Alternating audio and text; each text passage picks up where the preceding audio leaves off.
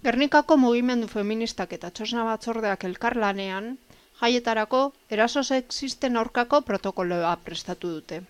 Protokolo honen aurkezpena egiteko agerraldia izan da, asteazken arratsaldean Merkurio iturriaren inguruan, eta bertan bildutako kideek aurtengo jaietan eraso sexistarik ez dutela onartuko nabarmendu dute.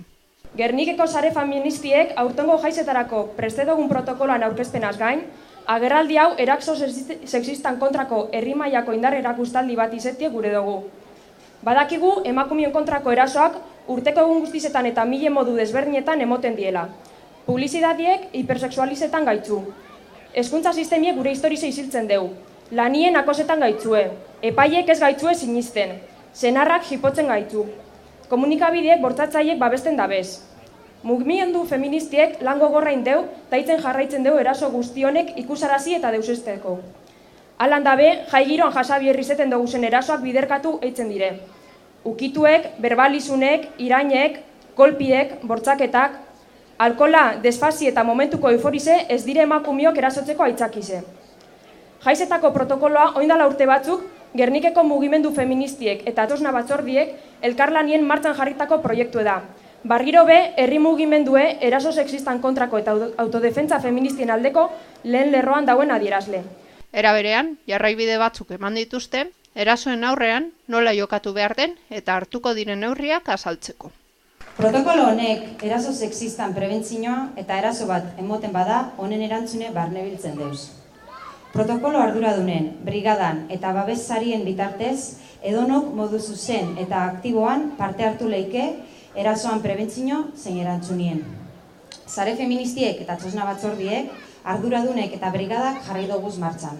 Baita, 24 orduz erabilgarri egongo dan telefono zenbaki bat de. Tabernatan, modu bizualien kartelan bidez protokoloa danon begibiztan jarri doguz. Baina zelan parte hartu nahikenik individuo moduen. Bi modutara lagundu zeinke. Batetik, eraso sexistan eta autodefensa feministien inguruko lanketie einde etxien, kuadrillan, turnuko kidiekaz edo lanekoakaz. Bestetik, babesarie ehuntzen lagundute. Babesarien lana da, protokoloa aktibetan dan momentuen, arduradunek eta brigadiek eskatzen daben edozertan lagunduteko prest egotie. Zelan adierazten dugu babesarien parte garela eta lagunduteko konpromisoa dekogula? Gizonak, pegatina bat jarriko duzue aldien. Hau ez da edozein pegatina.